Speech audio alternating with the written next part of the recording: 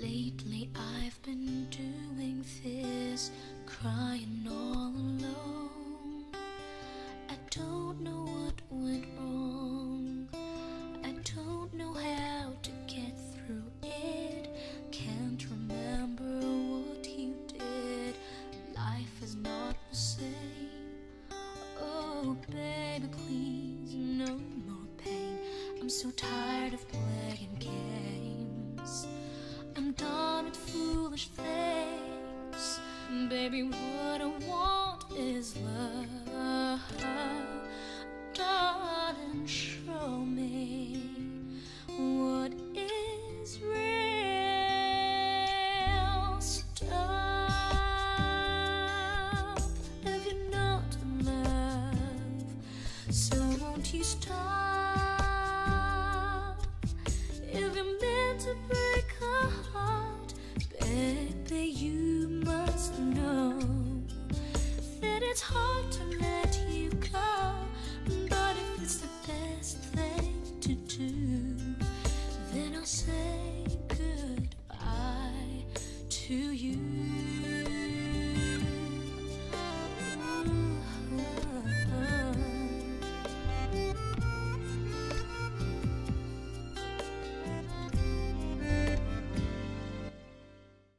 Hello, everybody. Good afternoon and happy Wednesday. My name is Leabella Ralston. I'm also known as Mommy Lay. Hello, everyone. It's Wednesday, and we are back for another fun class, of course, in partnership with Faber-Castell USA. I am back with some fun fall-themed classes. I'm super excited. I know it's still super warm. I'm broadcasting live from Texas. It is very, very warm out here, and it's not near fall season, but I'm super excited. You know, if you go to like retail stores, they're putting up like fall items, Halloween stuff, and some are even Christmas items. So yeah, I'm not the only one excited. Welcome to another show. Happy Wednesday.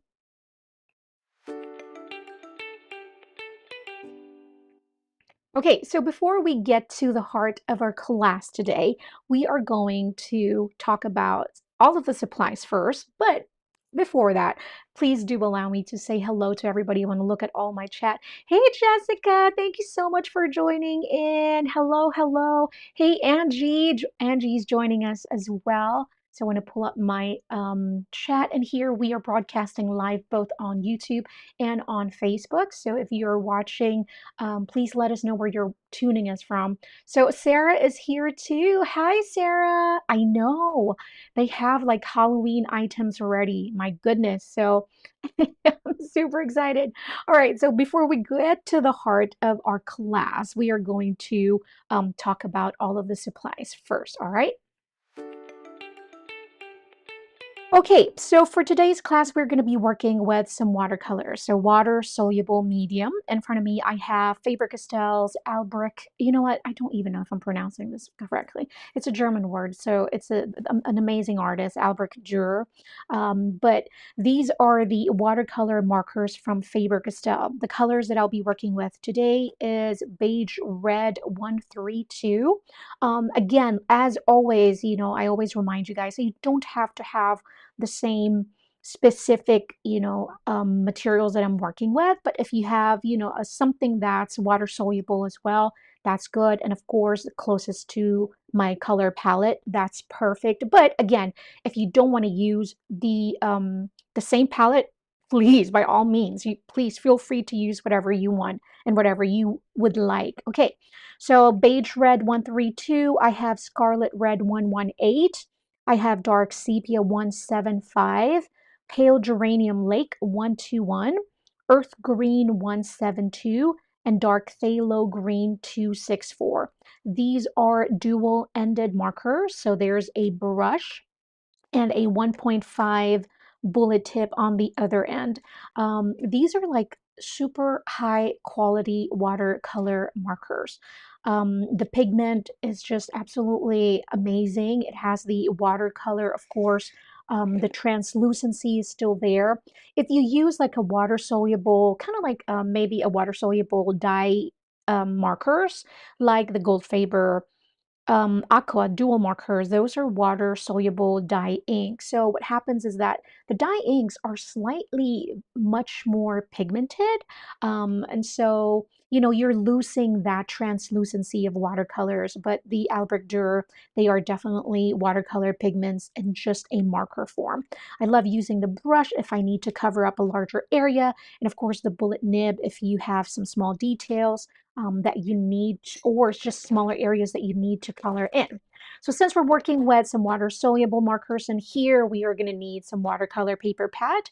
This is the Artist Loft Artist Level number 2 watercolor pad. This is the 140-pound, 300 grams, and the size I'm working with today is a 9 by 12 inches. Okay. Okay, and since we're working with some watercolors, of course, we are needing some clean water. I have 2 wells in here. This is my favorite. I don't know if you can ever find this again. I've got this a long, long time ago, but it was just so perfect because one is to just clean the brush, and then if I need clean water, I have one in here. Um, and then since we're going to be working with watercolors, then we need some brushes. My favorite brushes to use are round brushes. I have 2 sizes in here. This one is from Artist Loft. This is their Vienna series. I have a number 6 and a number 2. And then of course we need some pencil and eraser to start sketching. And then later we'll talk about some of the other materials that I'll be working with as well. Okay, all right, so I want to make sure that I have my chat in here. So if you have like any questions during this class, please do use the comment section so that I won't miss any of your questions. Sarah said she is going to be using some watercolor paints. Perfect, that works, all right? Okay, and so I am going to go clear out my area in here just a little bit. I forgot to mention, if you have any type of artist palette over there, I have this one, this little trinket plate that I also adore because it's just so cute. And then I got this from Michael's. This is from their Creatology. It's from their kids section. And look how awesome this is because it's so colorful. There's like a colorful border around it, but it's a perfect way to protect your desk. You know, I have a white desk, and as you can imagine, I work with colors all day long. So this was such a great find. Okay, artist palette, pencil. I think we got it all. I think we got it all. All right. Okay, you guys. Let's get started. Can you believe it's the last week of August? I can't. Let's not talk about getting old because that's all we talk about, my husband and I. Okay, so we're going to start with sketching first today. I'm working with the Gold Faber. This is the Gold Faber HB pencil. And I have my poor, look at this, pretty much beat up eraser, but this is the dust-free eraser. So it's not like a regular, it still creates a little bit of dust, but not like, it's not all over. It's like, for some reason, kind of like rolls it up into one big thing. And so, I don't know, I love it. And then I also have the kneaded eraser because this is the best when it comes to lightening up your sketch. All right, so for the fox that we're creating today, actually the whole month of September as well, is a series of classes where we're going to tackle children-like style of illustration, almost like a children's book style of illustration. This is something that I want to bring you along in this journey because this is it's my era. So this is one era that I am in right now. I am loving all the children style book illustration. I just love the textures. I love the simplicity. I love how just childlike, so freeing. It's imperfect, imperfectly perfect. So the month of September, that is what we're doing, and we're going to be dealing with different types of medium. And so today, the first one is the watercolor markers. Okay, so we're going to try and build some textures with the markers. And also, if you want to cheat like myself, I like to cheat a little bit, and I just love the texture of pencil, so I might use some pencils on top of it. Now, I do provide worksheets or PDF templates. Just always look at the description. If there is one, you should find it in the description, um, the downloadable link in there. But if there's no template or PDF for the class, of course, you're not going to find it. That means it's very simple. We can sketch it, you know. Okay, so for today, I'm using the 9 by 12. I want this to be a little extra large so that I can probably put it in our room because my husband likes to tape all my artwork in there. So trust me, it's very colorful. People are wondering, why don't you have your artwork in your office? No, it's in our room. It's like washi taped on the wall. Okay, so as always, we're going to start with the basic simple shapes. Okay, so for the fox, I'm going to start with a basic oval. So the oval shape, this is my guide. This is pretty much going to be the size of the head of my fox. So remember, when you're trying to draw a shape, you don't have to like do it in one stroke, you know, in one swooping stroke is what I like to call it. Of course, we're gonna have to try and is that okay? There you go. Sometimes it's hard to see, especially this is an HB, but it's just an oval. So be careful with the size of your oval because pretty much this is going to be the size of the head of your fox. We're just going to add in the little snout here later, but pretty much that's it. And then I'm just going to use kind of like the bottom part of your bowling pin. Is this like a trapezoid? Is that the shape? So very simple. So as you can see, I started really narrow for the neck of our fox. You can actually make it a bit more narrow than that. And we might do that. Remember, this is just our first guide. So we can always adjust later on. Lay is the what? The queen of adjustments. Okay, then for the tail, this one I want to be like a fluffy tail. So remember, this type of illustration is very stylized. So honestly, you can make it small, medium, large. You're making your own character. So you're designing your own character. So you want to decide on that. So start with, if you're not decided yet, you might want to start, you might want to start with your sketch really light first so that it's much easier to erase later on. But I want it to be large, I want it to be fluffy, and I want it to be almost like there's a slight movement, okay? So that's my goal. So I'm going to start from right here, maybe here, and I'm going to do like a swirl like that, maybe from up a little hump going down, and then here connect to the left side of the fox. Let's start that. Maybe it's going to go up. I don't know. Maybe, yeah. Let's do this. Coming from the top, have a little like this, and then just like that. Again, we can adjust it later on. And then I want it to be fluffy, so I'm just going to connect from that end and then go over here. And then I want it to be all the way down, right? It's going to cover up the body of our fox, like that. I want it to be, maybe fluff it a little bit more. So I'm going to bring this down a little bit more. But just like that. And I think I like that. So Sarah said she already sketched the fox. I'm going to pick up my marker that fell. Where is it at? Oh my goodness gracious. Got it. That's okay, Sarah. Okay, so now I have that. And then I'm going to draw the ears. So 2 triangles. I want it to be like this.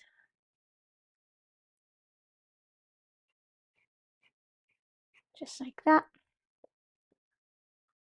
And from here, I made it too close there. So just bring it all the way down. Maybe I need to make it a little wider.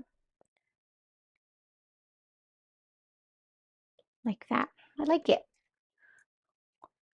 And then I know we're all different. Some people like to just kind of like work from their basic sketch and then just that's it. I do a lot of adjustment, and art is subjective. You gotta go do your own thing. Don't let other people decide for you. Okay, so since I have my oval, I feel like I want to stretch it out a little bit more just to have a little bit of cheeks. add a little bit of hump. So when I say, so from the bottom part of the ear, so I'm going to go stretch it out just a little bit more like this. I'm going to go bring it down. I'm just following our guide, the original sketch that we did, but I'm going to go make a point in here where it's going to curve. See? And then we're just going to bring it all, do the same thing on the other side. Stretch this out just a little. And then I'll go back to that original width, but bring this all the way down. Right. Okay, now I'm going to go clean up my sketch. Clean up my eraser too. Okay, maybe it's time to give that up. Ah.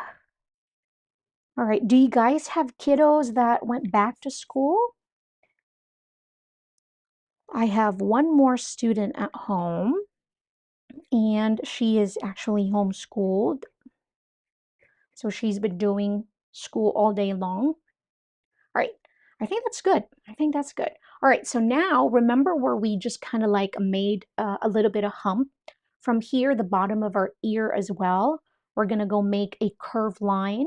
We're going to curve it up just a little bit, and we're going to go bring it to the center. And this is going to be where our nose is. If you want to add your nose first, you can do so.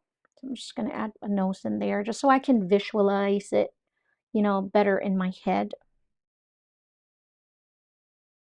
Like that. So I know that's where my nose is going to be. So I'm going to go curve it. Again, this is where my ears end. I'm going to go just kind of like curve this. And then we're going to go bring it to the center, just like that. And then we're going to do the same side, I mean the other side, the same way, but opposite. That was so weird. We're going to do the other side of the face. And we're going to do the same technique, the same curving line, but the opposite way. I just kind of like confused myself also. Okay. So from here, I'm just going to go tilt my paper. You know, guys, sometimes you got to go do that. Do what feels easier. Here we go. And I think the childlike style of illustration is so perfect for me because I'm trying not to be too tight with my illustrations, not too perfect. I don't know. It's just that's why maybe the textures. I'm slowly embracing the textures.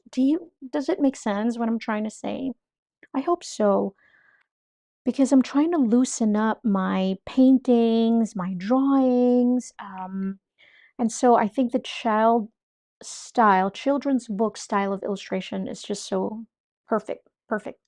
Okay. Now I'm going to go clean up this part right here. I'm going to go clean the body.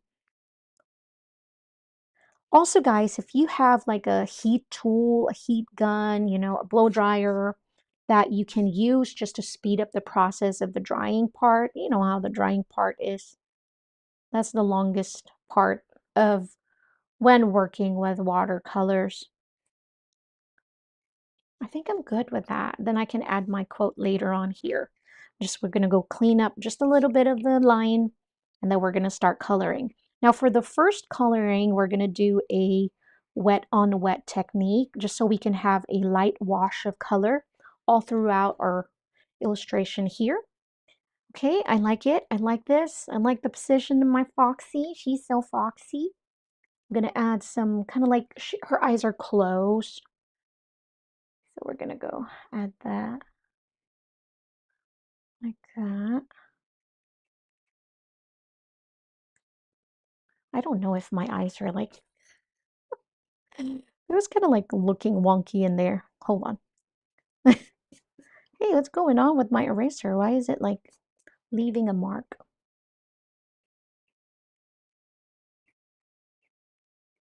All right, I like it. That's good. Good enough because we can fix it later on. It's really hard to, okay, I'm just going to look at the screen because that's better. Exactly. You know what, Aberdeen? I am with you. Perfection is overrated. Rated. Super overrated. All right. I'm gonna grab my kneaded eraser and we're just gonna lighten the sketch in here. Because for the mushrooms, we can add that later on, you know, very whimsical style. We don't really have to sketch it, but you can sketch it if you want. I'm just gonna add like a few fall leaves in the background, um, just to kind of like position my fox right in the middle. We can add some fall leaves in here later on or some mushrooms. I feel like honestly, I can make my tail a little bit more fluffy if I want to, but I'm just going to leave it just right that. Okay, so for the first color, you know, the Albrecht Dürer markers, they are really great when it comes to not staining the paper. You know how some markers, especially the water-soluble ones, right? That when you apply it onto your page, sometimes it's hard to blend it out. And so with the Albrecht Dürer, I find it really easy and they blend so well, except for one color, this color right here, the scarlet red. So I always highly suggest to play around with your markers and use it first in your sketchbook. Try it many different ways. You know, try it dry, see how well it dries. Um, um, Try it dry first and then add some water, see how it will dilute and blend, or try it like from like this, a palette, and then apply it onto the paper. So just try it many different ways. Explore it, you know, explore and play. That's the only way that you're going to find out the best way to use your mediums. And also just different brands, you know, it doesn't mean like water soluble. It just depends on the brand you're working with and also the paper that you're using, the sketchbook that you're using. It's crazy. All right, so now we're going to do the wet on wet technique. So I'm just applying water, clean water, and we're going to do this in stages so it doesn't blend all together, right? So we're going to do the orange part first, and then I'm going to add some water here in my palette, and then we're going to go blend it. So remember with watercolors, when it's still wet, the colors are still very vibrant. But as they dry, you're going to lose some of that vibrancy. So don't be scared. I know I am scared sometimes when it happens. It's like, oh God, that's too bright. But then I forget that. Eh, give it some time because it's going to dry.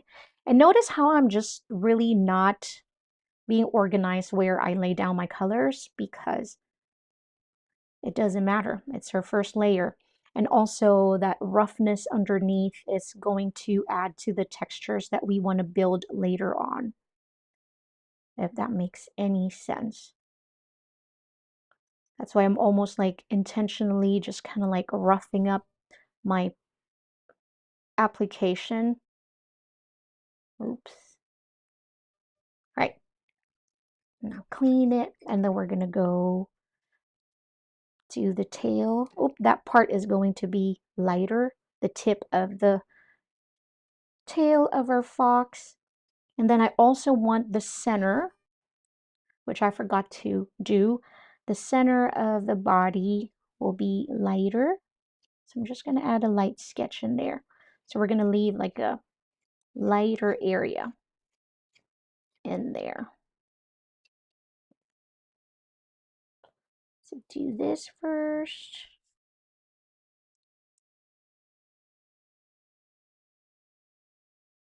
If you're having a hard time seeing your wet paper, you can always just kind of like tip it over, just like tilt it towards you or away from you. It always helps like that, just kind of like that. So just you could see that where the wet area is, because I know sometimes it's really hard to see. And always have a paper towel when you're working with water.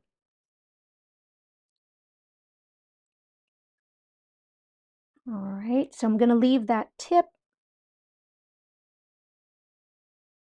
light. We can, you know, make it a bit more structured later on, but I'm just going to leave it like that.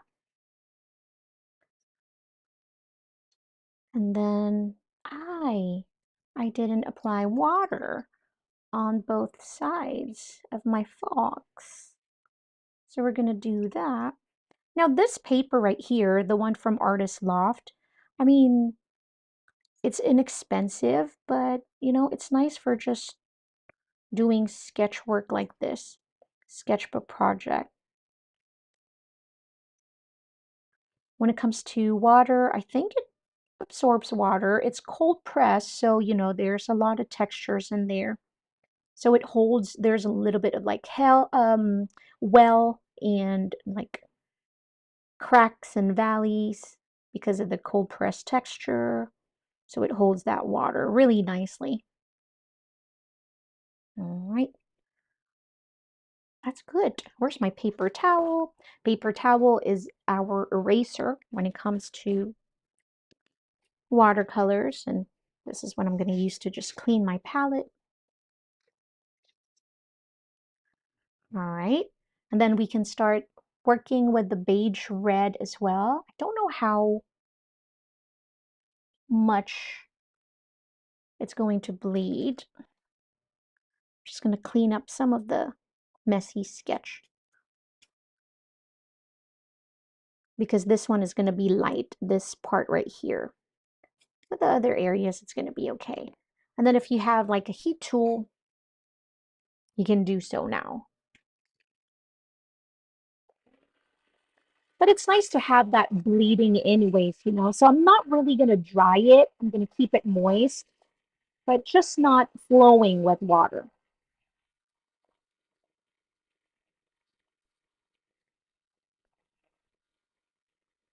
That paper is still going to be wet.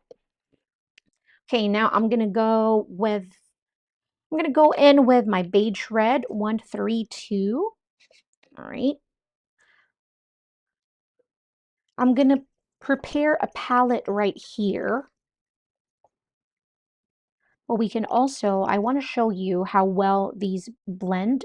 So I'm going to apply just a little bit over here in this area. Just like that. And then we're going to use my brush just to blend everything. See, you can use it just like this, just like a marker if you want.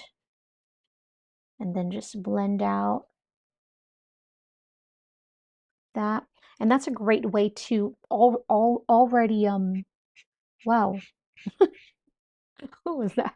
That was a great way to already establish your darker areas in here, your shadow and contrast. I'm gonna go in with my wet brush, and I'm moving my canvas, guys, because this is gonna be easier for my hand. Getting old is zero fun. Your hands will get tired so easily. And so I try to be kind to my hands now and just do whatever it is that's going to make it as comfortable as possible. So see, we've already established a little bit of that contrast where the two colors meet. And this is the fastest way also to color it in, but sometimes you just want to lay down like a light wash of color. Then what we did earlier is a really good way to do so. And, you know, in our classes, I really like showing you guys how different ways to use a medium or different ways where you can blend them because there's most of the time, there's really no right way to use an art supply. You know, when you watch other videos that say correct ways, I'm sure that there is, but honestly, it just depends on the artist that's, you know, using it. And so we all have different style. We all have, you know, different habits of using, working with art supplies, holding our pen, working on our desk, and all that fun stuff. So try not to take things too seriously. It's going to be okay. All right. So I just applied water in here, and I want to build my texture now. So I'm just going to go make some short strokes. It's kind of like this. So this is another way that we're going to go build the texture. So I'm just using my brush And you're going to ask me, why didn't I just go in with my marker? Because I want just a light wash of color first. So because I know that the marker is going to have um, the pure color, right? The pure vibrancy of that color. And I'm not ready for that yet. I still want a wash light value of that color in here. Just like that. So we're going to do the same thing. Oops. Can you hear that? We're going to do the same thing to the chest area. Just like that. And then again, when you're working with watercolors, you work in layers. Work in layers. I'm going to clean my brush and I'm going to go clean up the tip of the tail like this. I'm just going to add water in here and I'm just going to dab my paper towel in here and just pick up as many colors as I can. But it's really there. It's established in there. Now the paper is still wet. I can feel that. Where is the tip of the marker? Okay, I'm just gonna go let this area dry. Now we're gonna go back in with our scarlet red. If you have like a darker orange, if you want to use that, you know, sanguine color is a really nice one too. This is the 188. That's a more probably foxy color, honestly. So I might switch to that. Let's try that so you guys can see the color. Let's try the sanguine color. So let's create a palette in here. Use a number 6 brush, just drop in some water and then blend it out. Add a little bit more. It's all about that ratio, right? Of how much water you want. How much water you want depends on how much intensity of that color you want. So like what we did with the face, we're just going to go drop in like really different strokes. Just going to go build the texture. And don't worry, because remember I told you when it dries, that value is going to be much, much lighter. I love that white negative space in there. I wish I didn't have to cover it up. But we need a little bit more intensity of colors in here. That's why. And so this outer part of our ear, we're going to add some dark in there later on. And the paper is still wet. Look how much the colors are, you know, still blending really nicely. Surprisingly, it holds moisture really well, this paper. I mean, for the price, especially. Good job, Michaels. Nice one. Okay. Yeah, that's a nice color. I like this one. That was a good call. Okay, this one. I'm trying to be not so careful. Is it pretty obvious? I really want to be that. Make it loose and just fun. Most of the time, it's really hard to get that texture just from the watercolors. That's why I love pencils. Colored pencils are so much fun. Now, pastels are really great also. They just have their own different textures, and that's why the month of September that's what we're gonna go do, is just have fun with different mediums. This one what we want is we're trying to establish the stylized look of fur. So that's why we're doing like little tiny flick of the brush to create the tapered look. And so this is just all about the pressure that you're using when you're laying down the brush strokes. So just kind of like, notice how I'm holding my brush really close to the tip, right? Because I want a good control, especially I'm going pretty fast in here. But even if I want to be a little looser, I still want some control of how much pressure I'm actually applying here. And I'm also intentionally adding like light stroke on the outside of our original color and original sketch in there. So we're already building that fuzzy look in there. So just use the tip of the brush. If you have to use like a smaller round brush, feel free to do that. Maybe it will be much easier to control. This one is the number 6. Later on, I'm going to use the number 2 when I'm going to add a little bit more thinner strokes than this. I love that. I really love that. And as you can see, you can still see the underneath colors, you know, the first light wash that we've applied in there. So nice. Yikes. Love that. Okay, I'm going to add just a little bit more, right? And then this time I'm just going to add in just a little bit of water, not so much. That's enough. I'm going to clean this brush right here. And then I'm going to go switch to my number 2. So this one, we're going to have a little bit more intense color just because of the amount of water that we've applied. So there's not a whole lot. I'm just going to add just a little bit more, just so. Okay. And then this time, if you want to be a bit more careful with your stroke, then you can take your time, right? So still, I'm holding my brush a little bit close to the tip because I really want to be more precise and controlled with my stroke. I'm going to start with my ears, and I'm going to go start adding my small, tiny strokes and leave some distance, some gap, like small, tiny gaps in between. It's just so you can create some natural highlights. Just like that. Probably the glare is not giving you a really good look.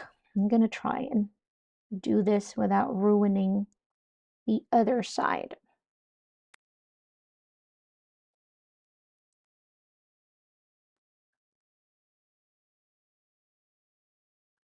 Okay. Now we want our strokes to kind of like meet in the middle, right? So it's almost like all the fur is like meeting in the middle and then just pointing down. So other than building textures, we're also building directions.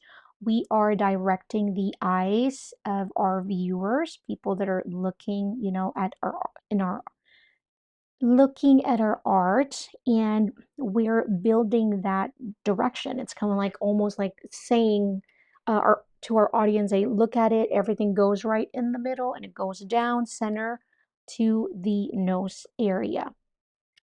So we're like hitting 2 stones at once. We're like building texture, and then we're also creating some um, direction for our viewers. I'm just adding a little bit more water in here because I am running out.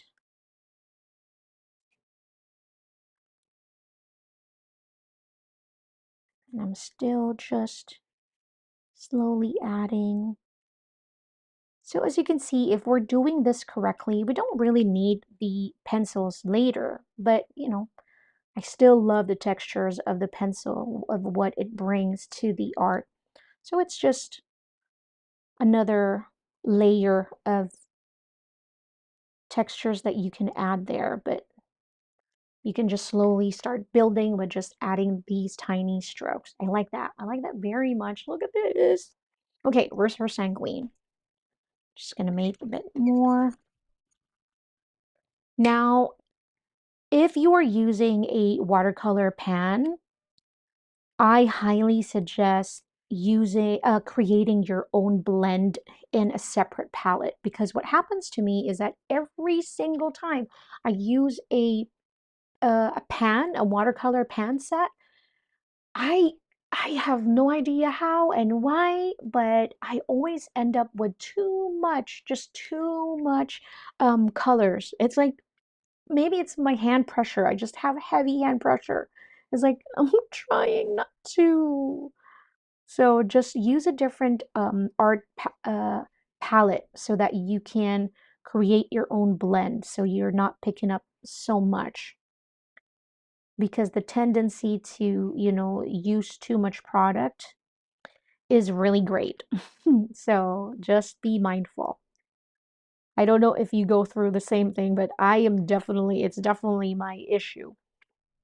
Should have started with my left. So while this is drying, then I can work on the right. That was a wrong move, Lay. Wrong move. But that's how we learn. And then I learn and then I forget. And then I'm pretty sure I'm going to do it again next week. So while like going through it, I'm like, oh yeah, I should have done this. Okay. And then I'm like, oh, yeah, there you go. I've learned something new today. And then I'm perimenopausal, so I forget. I just quickly forget. Right. Just adding more water because there's more pigments in here. I'm just trying to use all that and not waste. Yeah, just try that. Now this one, I'm just gonna go try to be careful in the very end of my tail, especially the ones that are like to the very edge. There you go. And then I'm gonna tilt my paper around, almost like moving it around as I am coloring it in. Because it's gonna be much easier, so much easier.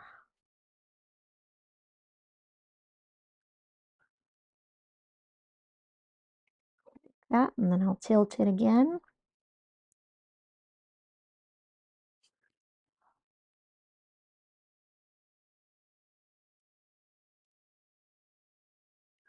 How's your fox doing?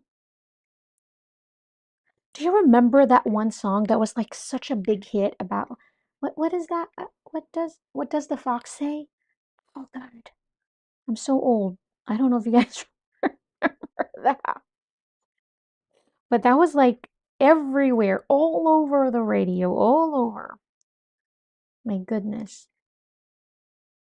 Everywhere I go, I would hear that. There. Honestly, when you're building textures using watercolors, it's like it takes a long time because even with pencils, so it's not just because it's watercolor, it just really takes a long time to build the texture and to establish all of this furry, hairy textures right here. It takes a lot of patience, but it's so nice. It looks so nice. So it doesn't really matter if you're using colored pencils in here. I'm telling you, it's going to take a long time. All right. So now, how's everybody's fox doing? How is it? How is it, guys? How's it? All right. Cleaning my palette here. I'm going to do my dark sepia. Is it sepia or sepia? I heard different pronunciations of that. Okay, I'm just picking up a little bit of water in here. I'm not going to drop any water. I want some pure pigment, but still slightly diluted with whatever water I have left in that brush. Because I want this pretty vibrant and rich in color. And then I also don't want it to move around so much. Remember, when you have water, the tendency for it to move around your paper is really great. So less water if you want more control of how much product or pigments you're laying down in there. This is a really good quality brush. It's my first time using it. All right, and I'm also going to be using the same dark sepia color, and now I'm adding a little bit more water in here, as you can see, and I'm going to use this to add textures to the tip of my fox's ear. So this time I learned my lesson. I'm going to start with the left side. Okay, look at me go. And I'm really being gentle and taking my time. I'm doing like really, really small, tiny, thin strokes. Oops. And that's what happens when I don't have enough space in between, is that I end up with a larger pool of that concentrated color, right? So that's why you want a little bit of spaces in between them, or else they're just going to go blend all together. They're going to bleed all together. And it's okay if that's what you want, you know, but if you want to be a little bit more careful, you want sparse strokes, then maybe just let it dry a little bit and then go back in later on. Okay, I'm good with that.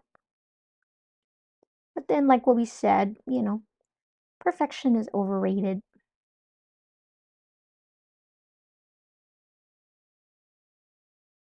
Here, building all that fuzzy hair. Fox, why do you have so much hair? Why? It's not hair, huh? It's fur. Okay, so much fur. Okay, I'm gonna let this one dry just a little bit, and then I'm gonna use whatever products I have in here. I'm just gonna add a little bit more water. Not too runny, we don't want it too runny. We just want to use all the pigments in here and blend it out. Not too runny, because I'm gonna create like small, tiny strokes of dark brown coming in from the center or coming in from the nose. So we're just gonna go build again from here. So we're just going to build like little tiny strokes. We're going to go all the way up.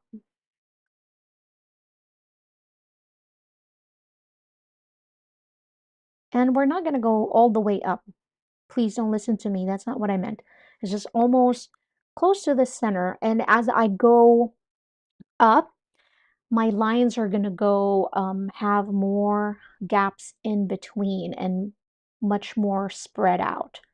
So it's just going to be like this, right? So the distance and also the gap in between is larger, and then it's just more sparse, so just a little bit here and there. I'm not picking up any more products, just whatever I have left in my brush. There. I'm gonna go do the same thing here, and I'm gonna go do just more random in here. So just a little bit here and there.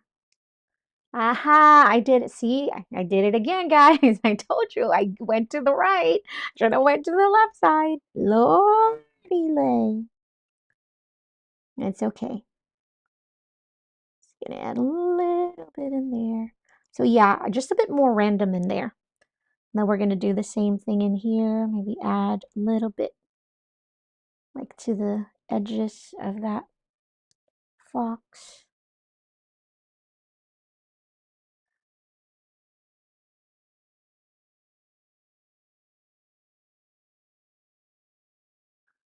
Do this.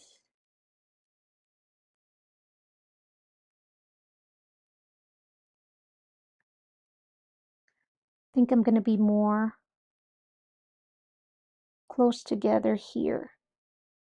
We're going to build textures and also building a little bit more contrast in there. Just establishing shadows, especially where the tail is like connected to the sides. Adding that deeper contrast helps there. And then again, just more sparse and more random. A little bit here and there. Now we can use the pale geranium lake, the red, later on, just to bring in some warmth in here. Right, I think I'm good. How are you guys? How's your foxy? I like it. Do I want to add the eyes now or just wait a little bit? so I can build more textures. Yeah, I think I'm going to build texture in there. So I'm going to use the beige red. I'm going to go put it a little closer to where the dark sepia was, so we can add a little bit just of that dark, just so we have a darker value. Oop, I might have added a little too much. It's okay, I think.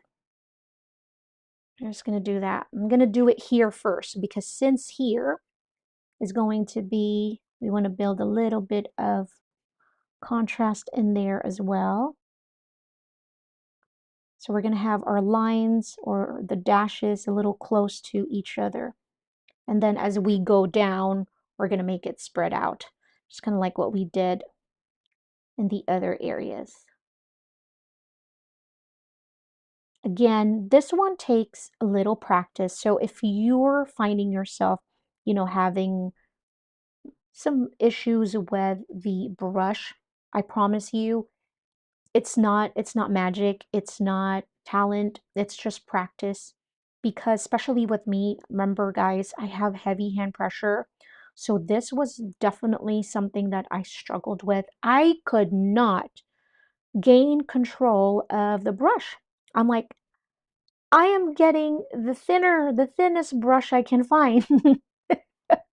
Why is it so thick? It wasn't the brush, it was my pressure, my hand pressure. So sometimes when you're trying to be a bit more careful, you'll find yourself having a bit more of an issue, So try to just let loose and try to do just long flicks and then shorter flicks, and then just practice over and over. Fill a whole page of just little tiny flicks like this. And then I promise you, you're like, oh, I'm getting it, I'm getting it. Because you're getting you're getting used to, with that pressure. So the more you're doing it, okay, so just keep practicing, okay? Don't get overwhelmed, because it's just practice.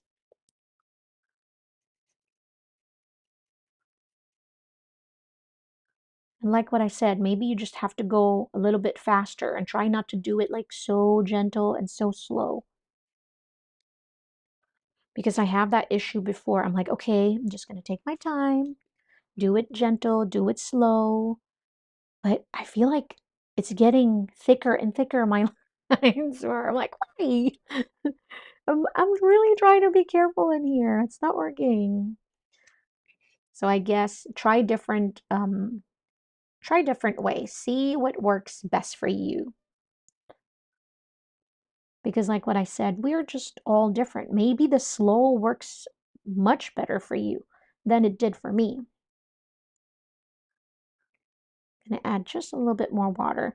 If you're having, if you're feeling like, oh, why is this not spreading smoother? Sometimes it's water.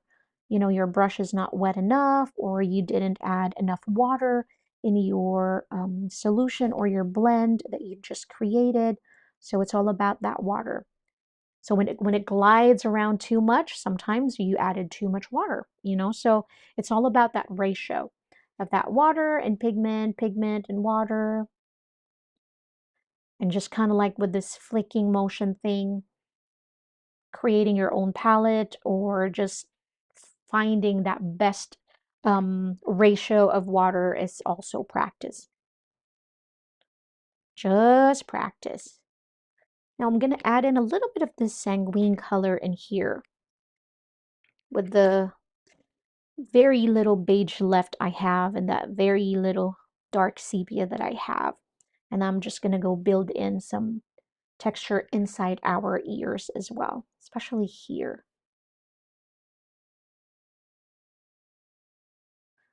So as you can see, our fox here is really textured, very texturized.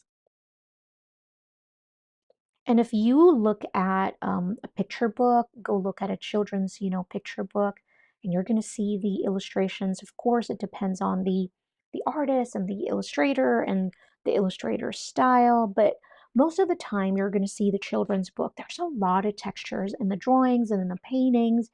It's very childlike because if you remember, yourself and you when you were little, you know how we scribbled a whole lot? There's a whole lot of textures. And so I feel like that childlike style is what makes the picture book so great. It's that imperfect style that I have just fallen in love, completely in love with. All right. I love it. I'm afraid to use the pale geranium lake, that it might be too red with my fox. But I wonder if we mix the pale geranium and then the sanguine color also. I wonder what it's going to look like. I'm just going to add a little bit of that, just a little.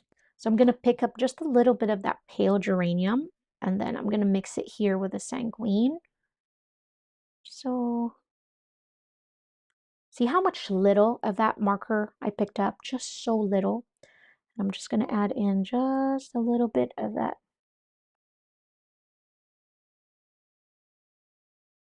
And also added just a little bit of water, just so I can blend the two colors together. Ooh, this was a good choice. I like this. So if you have like a little reddish, more red, orange color in there, mix it with your burnt orange. The sanguine is like a burnt orange like that. It's very nice. And then we can also use this to add in our blush for my fox. Still gonna have to draw my eyes. We can use the marker directly there to paint our eyes. And I think I want to stick to this watered down version of the markers instead of like getting like a pure pigment in there. I feel like the painterly style is what's gonna fit. All right, just add a little bit of water, just a little bit. I'm going to start with my left, and I have my paper slightly tilted also. And this time I'm going to go take my time, just adding a little bit of pressure and just dragging that brush. And I'm going to go lift it slowly and gently so that I can have like that tapered finish. And I'm just adding that there. And then I'll do the same thing on the other side. Lay down, add some pressure, dragging my brush to the direction I want it to go. And then we're going to go gently, just slowly lift it so we have that tapered look on the end. Now you can add some, ooh, I ruined it. Now you can add some lashes to it if you want to, and I think I'm going to. Why not? Because she's so pretty, she's so foxy.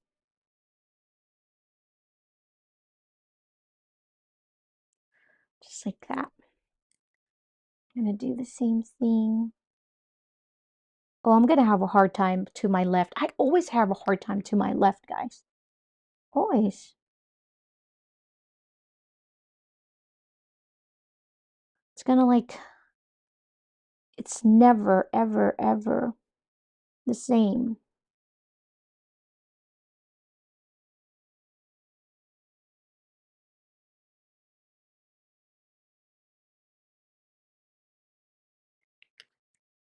Okay, I'm just going to add a little bit more here.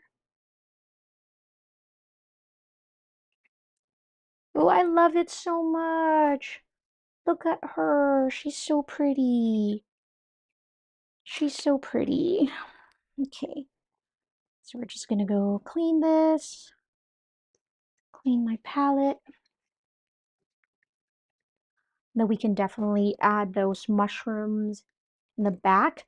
But for me too, I want to make this one a bit more precise.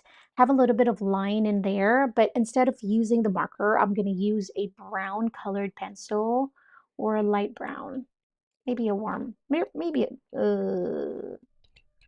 a burnt orange color. Oh, that was sanguine color, guys. So we're just going to use the sanguine, and I'm just going to go make that more precise. And you can do this for the whole picture if you want to. You can just kind of like go, around and make some of that area more defined. I'll use a different color. This one is, wow, that's the first time using this. Bistre. Huh, I don't think I've ever used it before. It's like a lighter raw sienna. So we can do that. And when you're doing this, you want to make sure that, maybe just kind of like do short strokes. So you can still have a little bit of structure, a little bit of texture, um, even though you're adding some definition and adding some details. And that's the thing with watercolor sometimes is it's really hard to bring back details without cheating. I like to call it cheating because I like using pencils to add like just definitions and details. There's nothing wrong with that. Whoever would tell you that it's wrong, boo-hoo, you know.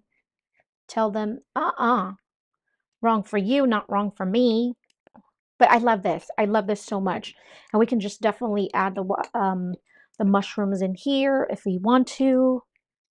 Now I feel like it's going to be a little too red, but you know what? I'm just going to add a little bit of sanguine color. It's okay. Then I'm going to use my bigger brush in here. I don't know. I'm afraid. Might be a little too orange, too reddish. We'll see. Okay, I'm going to add my mushrooms. I'm not going to overthink this, guys, so I'm just going to go drop in there my mushroom heads. All right. And then this one is like tilting to the right. And then I'm going to go.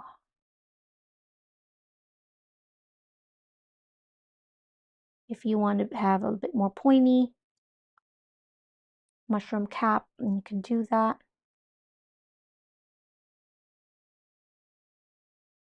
And then if you have like a gel pen, you can just use the gel pen to add the white details later on. Just fixing that. And while it's still wet, I'm going to add a little bit contrast just here and there.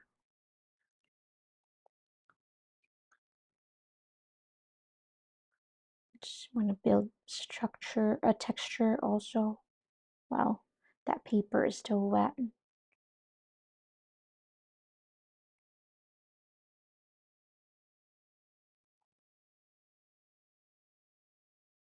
Just like that. Love it.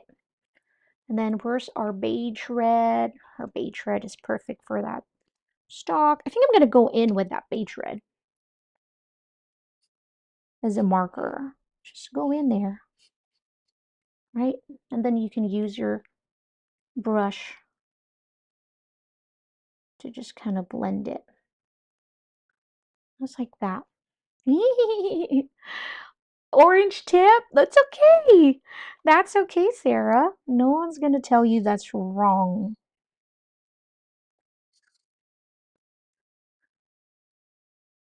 You can make it like neon fluorescent also. I remember when my kids were young and they're like asking, is this how you color? And of course you want them to, we're going to look at books. And I say, well, look at this one. The elephant in this story is purple. Maybe I messed them up at school. I sure do hope not, but I just want them to really have fun with art. It's like just let them know that, hey, you know, you can explore it, you can have fun, and just be yourself however you want to. Oops, wow. And that is why we have a mat. Look at that. Oh, what happened with this one? Too juicy. Okay, remind me to be careful with that one next time. Because look at how much pigments we have. Yeah, so we like to, unfortunately now, they don't they don't like asking me for anything anymore. Especially for art. I think it's just because they don't like a whole lot of art anymore. You know how kids nowadays. And I just wish one day they'll go back to, doing art again because I think they can see their mom having so much fun with it. I feel like right now they're just busy exploring and busy growing up. I like this. I like this. Honestly, I like this version more than my first example of this one. I really like it.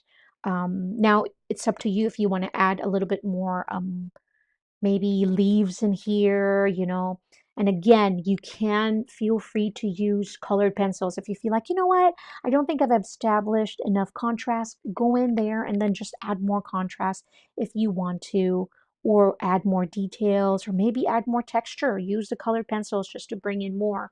I'm going to dry this one so I can add some markers. And then we're all set. Goodness.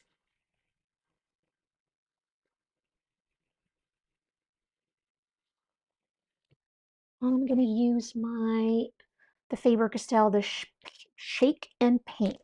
Shake and Paint. I think I'm just going to add a little bit more just texture to my mushroom. That's the only one I like to add just a little bit. So I'm just adding some lines. See, just going down. It just adds texture to the stalk. And then the Shake and Paint.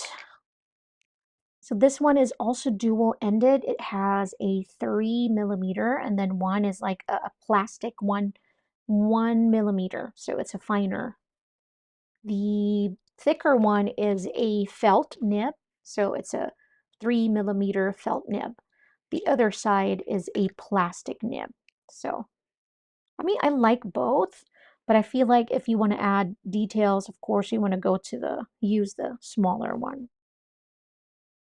And then you can add more red in here later if you want to also, but pretty much this is it for me.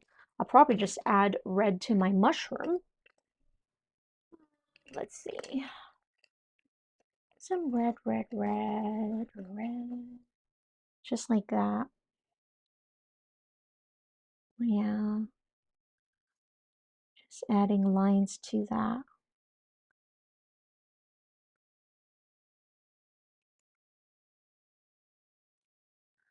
Just kind of like that. Just like adding small, tiny details and make it yours. If you want to add star in the mushrooms, go ahead, add stars in the mushroom.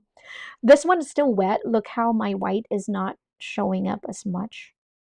So we can go back in there later and add more. But pretty much, guys, this is it. Oh my goodness, I love it.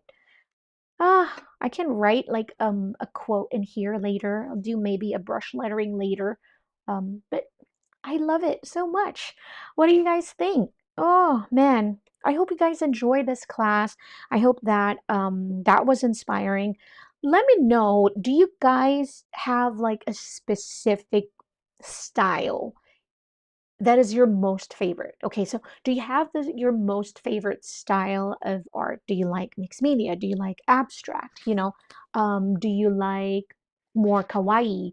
Do you like a children's book style of illustration like this? I'm really curious to know. And if you are also watching this on a replay, please do come join us. I do this live stream every Wednesday at 5 o'clock Central. Sometimes we go over an hour depending on what we're working on, but all the classes are already scheduled. You can find this You can find all of that under my live tab on my channel. So, but guys, thank you so much for joining me today. I had so much fun and I hope that you did too. If you have any questions about everything that we did today that, maybe it was a little too fast, remember that this is recorded, that you can watch the replay later on. It's always going to be here on my channel. Just leave a comment in the video, under the video, and then I always read my comments. So if you have any questions there that I didn't tackle today, I'll be more than happy to answer that for you. Um, so Angela said she would like to learn more abstract. You know what? I think we're going to learn a little bit more mixed media, the mark making that we used to do before. So definitely watch out for that. We have one coming up. And then Karen said, "This is so cute, Lay. Thank you so much." Winston is, I don't know why he's barking in here, but Winston is over here saying bye bye to everybody. Thank you so much for joining in. Again, if you are watching this, please do follow me on Patreon because I really wanted one place where I can do updates. Aside from my website, I am really active on Patreon, and that's something that I really want to grow. Um, I really want to grow the mixed media. Sarah, sorry, I saw it.